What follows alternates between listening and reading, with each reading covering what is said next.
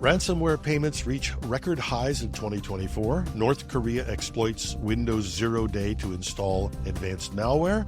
Toyota discloses a massive data breach after stolen data is leaked online. And don't get smug about Mac security if you're using Microsoft's Office suite. Welcome to Cybersecurity Today for Wednesday, August 21st. I'm your host, Jim Love.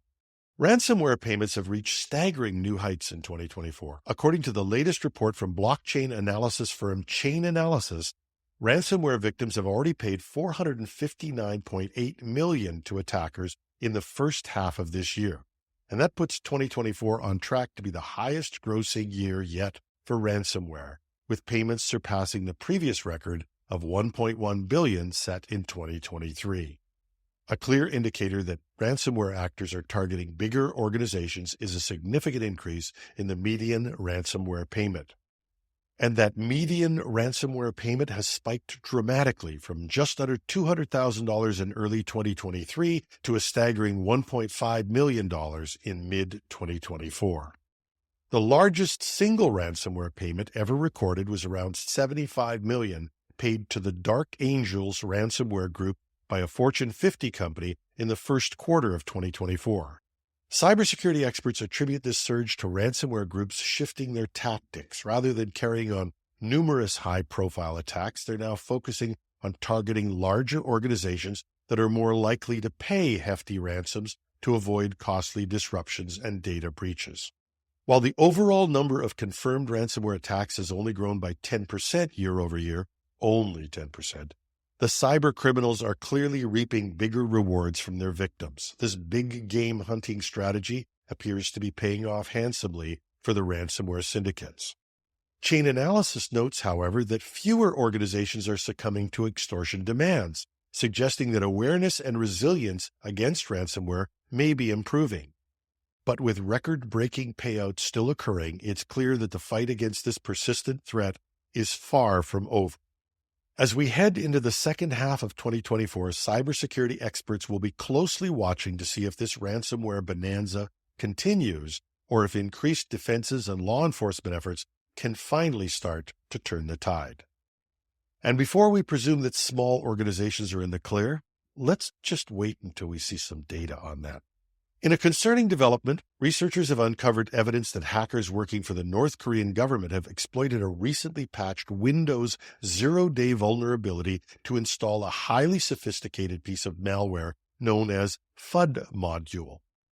The vulnerability, tracked as CVE 2024-38193, was one of 6 zero-days vulnerabilities known or actively exploited before a patch was available that were fixed by Microsoft last month. Microsoft warned that the vulnerability, a use-after-free bug in the Windows kernel, could be exploited to give attackers system-level privileges, the highest level of access on the system. The security firm Gen reported that the threat actors behind these attacks were part of Lazarus, a hacking group tied to the North Korean government. And Lazarus used the zero-day exploit to install FUD module, this highly advanced rootkit malware, discovered and analyzed by security researchers in 2022. Kits like FUD module can hide their files, processes, and other components from the operating system, allowing them to bypass security defenses and maintain deep control over the infected system. Earlier this year, a newer variant of FUD module was found to bypass key Windows security features like endpoint detection and response and protected process light. Interestingly, Microsoft took 6 months to patch this vulnerability after it was privately reported, allowing Lazarus to continue exploiting it during that time. The researchers noted that FUD module malware is both sophisticated and resource-intensive, potentially costing several hundred thousands of dollars on the black market.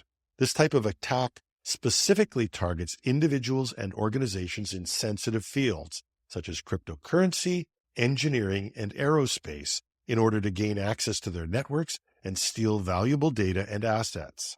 And it's not too far of a leap to think this exploit was used against large organizations, potentially engineering and aerospace.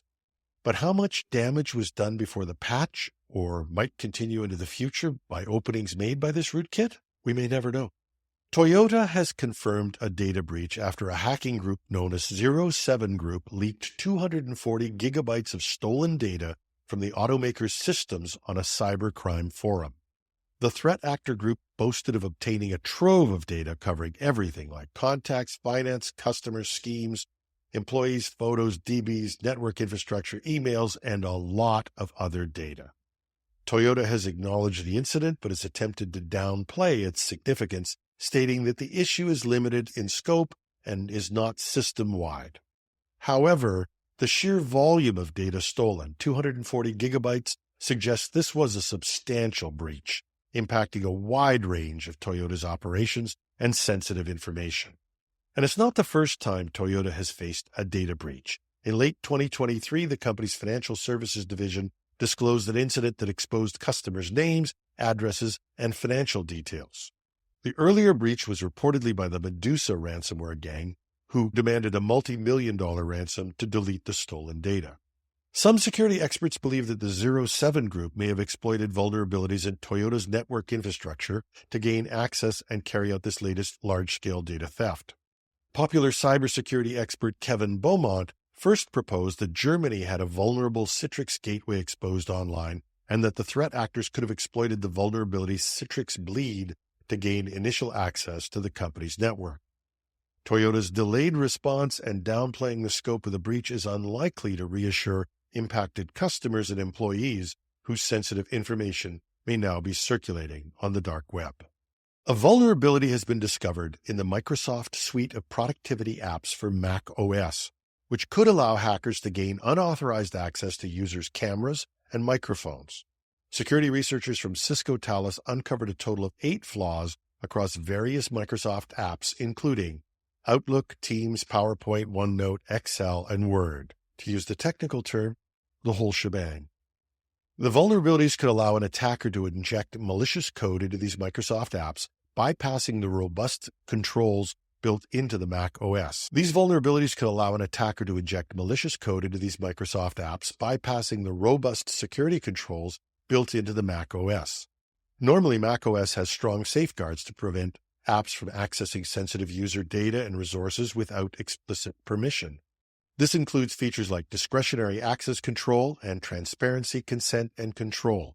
However, the issues found in Microsoft's implementations of these security mechanisms create a dangerous loophole. Attackers could exploit these flaws to gain unauthorized access to a user's camera, microphone, and other protected security resources.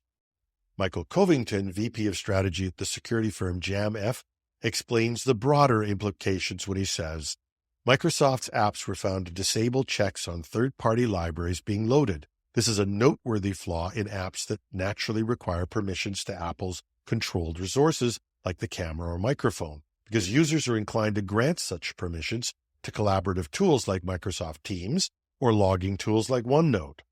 And while Microsoft has patched some of the vulnerabilities in apps like Teams and OneNote, productivity applications like Word, Excel, Outlook, and PowerPoint remain exposed. The risk may be relatively low, as users are unlikely to grant these apps access to sensitive resources like the camera or microphone. Nevertheless, this incident highlights the potential security trade-offs that can arise when third-party apps interface with the robust security controls of platforms like the Mac OS. It serves as a reminder to users to be cautious about granting permissions to apps, even from trusted vendors like Microsoft. And to all of us who love our Macs but still use Microsoft's suite of applications, making the shift to the Mac equivalents might finally make some sense. That's our show. You can find our show notes at technewsday.com or .ca, take your pick. And I want to thank all of you who've sent in your notes saying how much you miss Howard. I have to say, I agree. Howard has been a colleague of mine for many years. We marveled and learned from him as a journalist, and he's still a friend. I hope to bring him back as a panelist with some stories in the future. And those are big shoes to fill, but I hope with your guidance and support, we can continue to make this what it was under Howard's hosting, one of the top security podcasts in the world.